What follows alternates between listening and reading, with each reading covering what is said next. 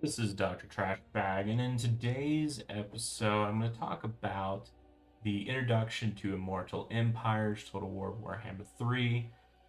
This shouldn't need an introduction to Immortal Empires. By now, I think most people know what this is, even if you're a newcomer. Basically, it is more of a sandbox mode where all the legendary lords are present. Not only that, but we're also bringing in the lands, the area, and the legendary lords from Total War Warhammer 1 and 2, basically creating almost a full world for Total War Warhammer. This is something for individuals like myself who've been playing Total War Warhammer 1 to all the way till 3 for what is it, like freaking 10 years now almost? Yeah, so we're excited for this. I want to get my Dowie in here killing now the Chaos Lord, see how that goes. And honestly, I am kind of as a side note, I really want to see another Nurgle Legendary Lord. I want a friend of mine and I to basically spread plagues throughout the full world. That would be a lot of fun. But without further ado, Immortal Empires is easily the most anticipated game mode coming to Total War Warhammer 3 and represents the world encompassing vision we've been working, or excuse me, that Creative Assembly has been working towards since the first partnering with Games Workshop nearly a decade ago. Okay, yeah, so it was 10 years ago. I mean, I was still in grad school watching kind of like initial videos for Total War Warhammer 1 um, before it even came out and getting excited for it. So yeah, man, it's been 10 years. Man, okay. Anyways, the combined battlefield brings everything we built throughout the Total War Warhammer series into Warhammer 3. This is including the races, factions, units, and legendary lords, all of which will find their home on a massive battlefield that spans the Warhammer world. In every retrospect, or in every respect, it is the most ambitious project and hands down the most complicated one we've ever attempted. And Creative Assembly is thrilled to begin sharing more about the game mode now and in the weeks to come.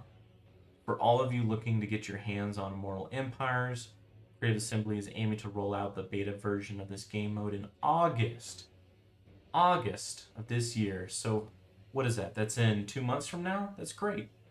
And personally, August is my birthday. So, thank you, Creative Assembly. Thank you for the birthday present. I really appreciate it. So, yeah, I am interested in playing the Dowie, the Empire, and the High Elves. I think those are my three favorite. And you know what? I've been really enjoying playing Nurgle. He's difficult, but a lot of fun. So I'm definitely looking forward to playing that with the full amount of legendary lords and the full map. But now back to the item here. Don't worry, Creative Assembly will explain exactly what we mean by beta further below. But first, we wanted to spotlight some of what it's bringing to Total War Warhammer 3. Personally, I was never really angry or worried about the beta word. I've always played with mods. Well, not always, but primarily play with mods. And so I'm kind of used to a little buggy play style, but having a little extra features with all the mods. So that's not a big deal to me as long as it's, working well enough to where it's not crashing every time I want to play. I can take a little bit of ridiculousness, especially if they are gonna keep on up with it and continue to make it better. What's new in Immortal Empires? Immortal Empires is much more than the sum of each game's content smashed together into a larger map. Rather, the new game mode offers a variety of new features and approaches to the combined battlefield. So we as players will get access to 86 legendary lords from all three Total War Warhammer titles. That's amazing. That's awesome. Bellacor is now a legendary lord with its own faction. Okay, great. Yeah. So far I haven't been too excited for him, but maybe since he's going to get his own faction, maybe he'll get some interesting empire-wide bonuses that might make me look and want to try him out. Dedicated factions for a number of older legendary lords, including Grombrindal, awesome, Helmand Korst, and Volkmar the Grim. That is amazing because my friend and I would like to play the dwarves, and sometimes like Grombrindal and the other main dwarf legendary lord, you can't. I mean, you basically start in the same location. It'd be nice if my friend and I, we could have started right next door to each other, basically.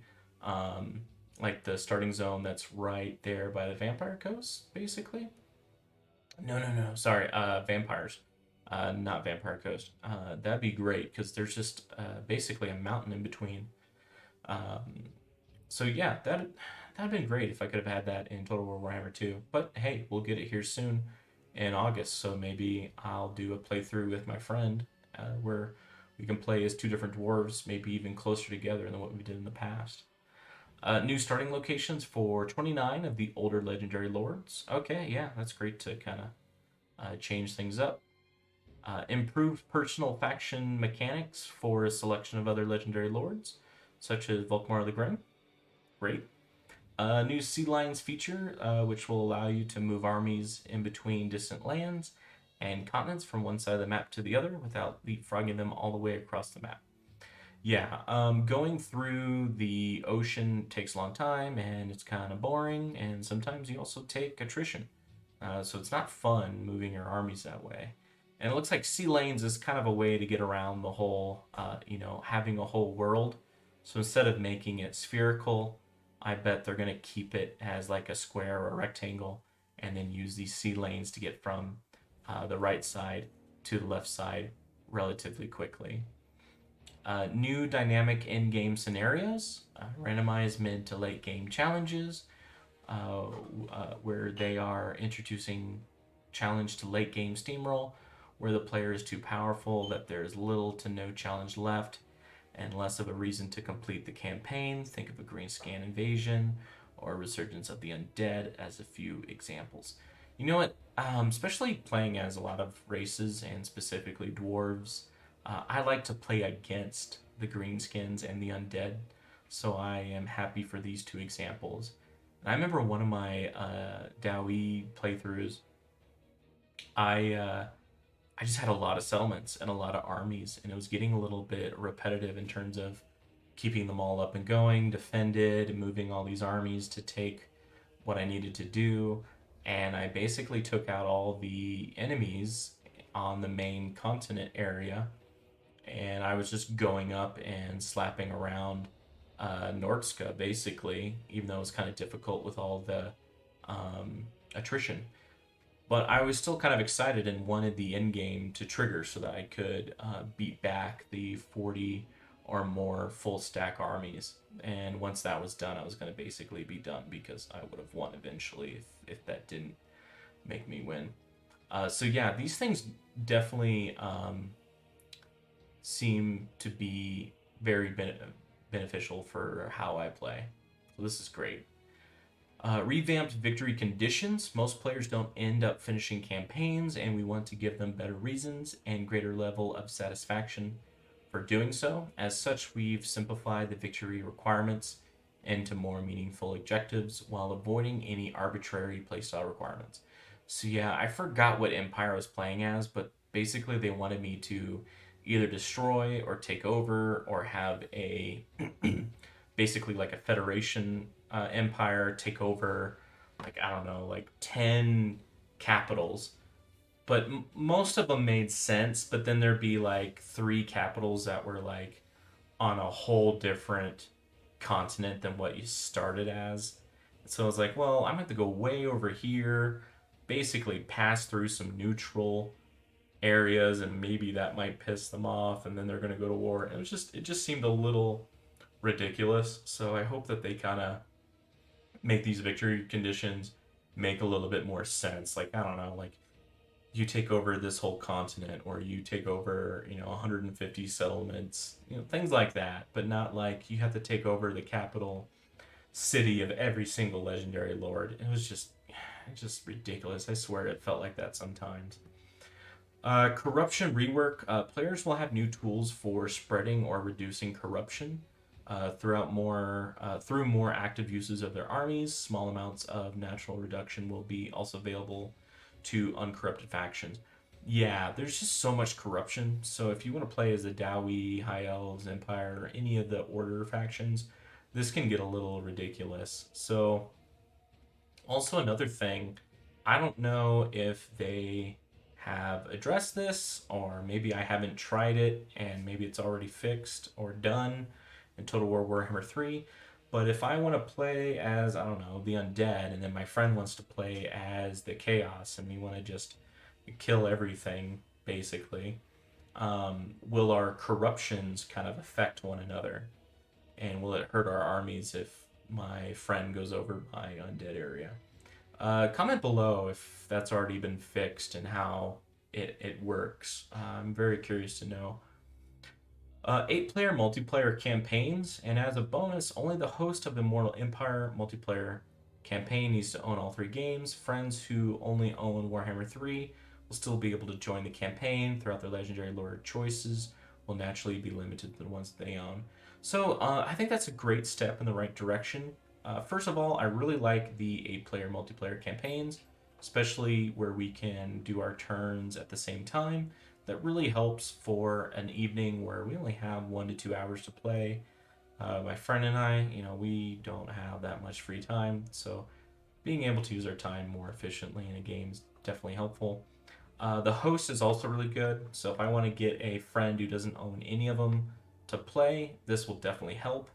This kind of reminds me of like playing any of the Paradox games, like Stellaris. If I own any of the, or Sins of the Solar Empire, if I own any of the DLC, then my friends can play with that DLC content and can even be those specific empires.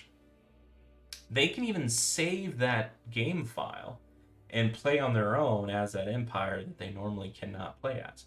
But if they want to start a new game, they are constricted by what they own. That's pretty much the only constriction there. So I like how Paradox does that. It kind of helps out those who are a little price shocked by having, I don't know, 3 full priced games and tons of DLC. So like if you want to own everything right now, you're easily talking about $300, and that's way too much to ask a friend to purchase and try out. Now, I know you can buy certain games and certain DLCs on Steam, maybe try it for 2 hours or so, and then say, you didn't like it or it was too complicated, couldn't play, and get your refund. I've done that with some games, like just try out for 2 hours. Is this something that I like? And then I ended up not liking it, so I just returned it. And I'm glad that Steam has that feature. But this is definitely a step in the right direction. Definitely can get a little bit better here. Like, what about letting them play those legendary lords and those empires that I own, but my friend wants to try out before he plops down $100? I mean, that seems to be more in the right direction, in my opinion. As you can see, on top of the enormous collection of content, there are plenty of new features and improvements on the way, including a new lease of life for many of the older legendary lords. We'll be talking about each of these points in the weeks to come, so watch out for more deep dives for them in the future. Yeah, so Total War Warhammer Creative Assembly, they're kind of putting out information, just 1 or 2 items a week, just kind of getting us pumped up. So, like I'll be doing a video in the future about the map. They just unveiled the map, which is interesting, but they're not putting any of the data there. And honestly, people have already kind of data mined that map already. It's just now it's officially confirmed.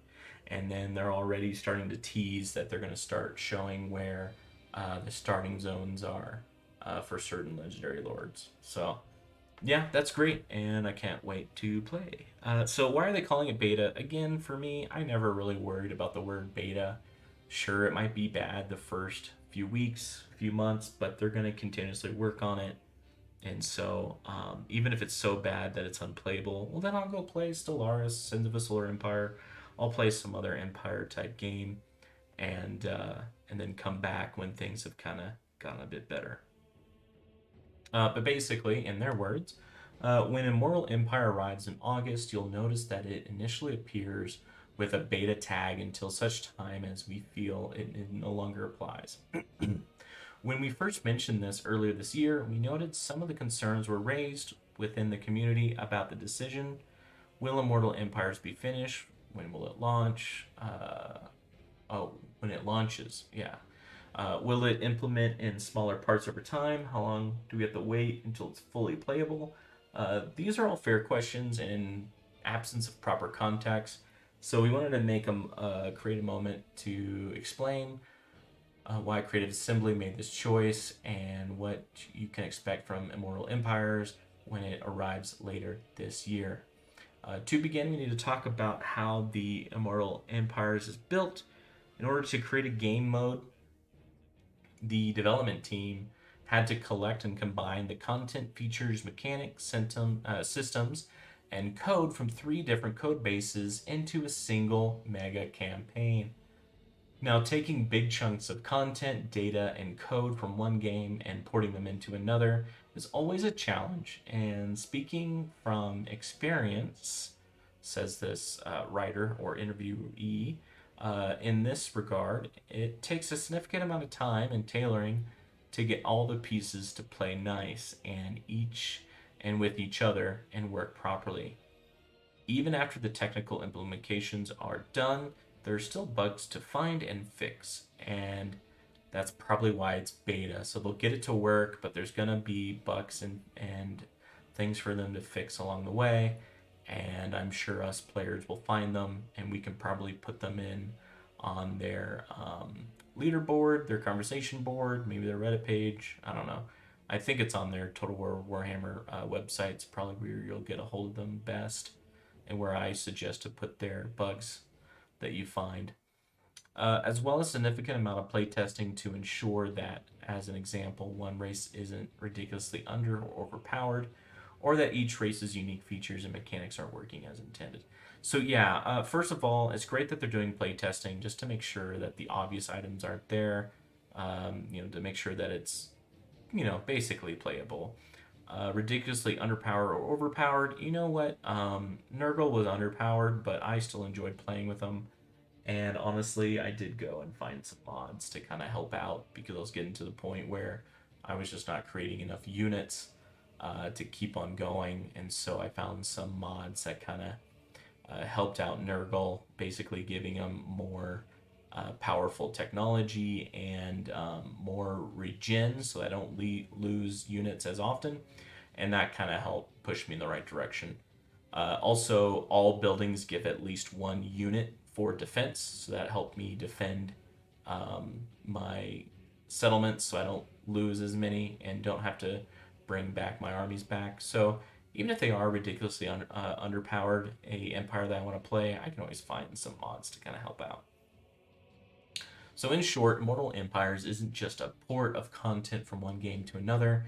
It is a mountain of phenomenally challenge sensitive technical work. Here are a few examples of what is still being done as we speak. Lighting across battle maps is more advanced in Warhammer 3, so it takes time to get all of the older environments authored to meet the same current standards.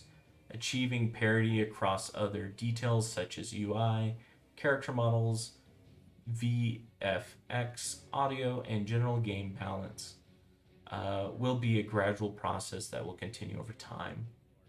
Corruption is also a biggie. We changed how it works quite fundamentally in Warhammer 3, and we're doing even more to improve it in Immortal Empires. It is a game system that touches every playable race regarding how they exploit it, react to it, or suffer from corruption. So it is a system that will continue to evolve until it settles in a good place. There are just a few more visible items that Creative Assembly has to contend with, and there are many, many more that could be a blog or, frankly, a novel of their own. Creative Assembly is determined to get Immortal Empires into the players' hands, but they want to be realistic. It won't be a final finished product in one day, and just as Mortal Empires wasn't at large in Warhammer 2, uh, ultimately there is an entire 3 game project won't truly be complete for years to come, which is why we're initially launching it the banner of beta. It's worth noting that it won't be a opt-in beta. We'll add it right into the main game for Warhammer 3, which means it won't divide player base across separate visions of the game or harm the multiplayer experience if you want to dive into a new mode. Yeah, so all of those things are good things. Yeah, it's not going to be crystal smooth and perfect when they launched it. I never assumed that. The only thing I have gripes about is I want it sooner rather than later. I don't mind a few more bugs myself. And second, I would like it to make it to where it's a little bit easier for other people to kind of join in, try it out.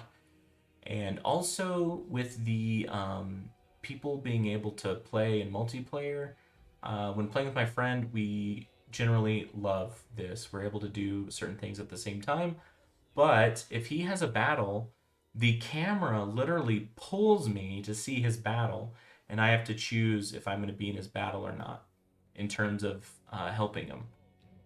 Now, if I don't want to help, I don't see a button to where I cannot watch. What if I don't want to watch and I want to go do a battle of my own? What if I want to focus on leveling up a legendary lord or look at my tech tree and I don't want to be pulled into my friend's battle? I would like a little bit more of the us being able to do things at the same time. They started it, and I just want a little bit more. I always want more, I suppose. But other than that, I'm really excited to hear about Immortal Empires. So, Immortal Empires Day 1. So, what will Immortal Empires be like come in August of this year, 2022? At present, their aim is for the mode to be fully content complete in terms of the available races, factions, legendary lords, units, and geography, as well as all the extra features and improvements noted in the What's New section above. The players will be able to start a full sandbox campaign to play and conquer however you wish. Use any legendary lord accessible based on your gain ownership from any of the 3 games, or experiment with the older legendary lords benefiting from the revamp, especially Gehorst Ho Ho. Given the sheer scale of the project, there are bound to be some visual and technical bugs, and we'll be providing a known issue list when Immortal Empire does go live. Nevertheless, we're confident that game mode will be massive, packed with content, functional, and fun from day one. Great. The evolution of Immortal Empires. The moment the Immortal Empire beta goes live, its life truly begins. In the years to come, we'll continue honing and improving it, adding new features and improving existing ones, and introducing new content to help it grow over time. Throughout this process, we'll want to hear from you about what you like and, yes, what you don't. We want to understand your impressions on the things like balance between factions, trends you're spotting across the campaigns as you play, or anything that just rubbed you the wrong way. We'll set up dedicated feedback channels for you to provide your thoughts, and we'll also be keeping a keen eye on the popular community hangouts like the Total War subreddit. There you go. So that's where you bring in your issues for this game. Major patches will still arrive alongside new content packs, as they did in Warhammer 2, but Creative Assembly will also be releasing interim patches between the content packs as well. When Creative Assembly starts seeing trends around certain topics and features in Immortal Empires, we'll bring those items to the forefront of the queue and react to your feedback as quickly and efficiently as possible. With all of that in mind, when the Immortal Empires beta goes live, the best approach is to consider this phase 1. It will be the most enormous and varied strategic sandbox we've ever created, with all the content you expect and more. And we know it will only get better over time. more to come. So stay tuned for more Immortal Empires, all the cool stuff coming to Warhammer 3. Great. So it's coming out in August, which is 2 months away. Even if it's late August, I think that's still a good time frame. I wish it only took 3 months after the initial game release, but like they said, it took a lot to kind of combine three games together, and that does make sense. I have done very, very basic coding stuff in my work. It's basically self taught just to kind of help myself to automate so I can go home in a more reasonable hour. It is not what they're doing. So I can't even really understand, but I can appreciate what they're stating there. But yeah, please write down what you got from this reading, from this update from Creative Assembly. Let me know your favorite items here and if you're excited for Immortal Empires. I know I am. Please like and subscribe. As of the recording of this video, I got about 54 subscribers.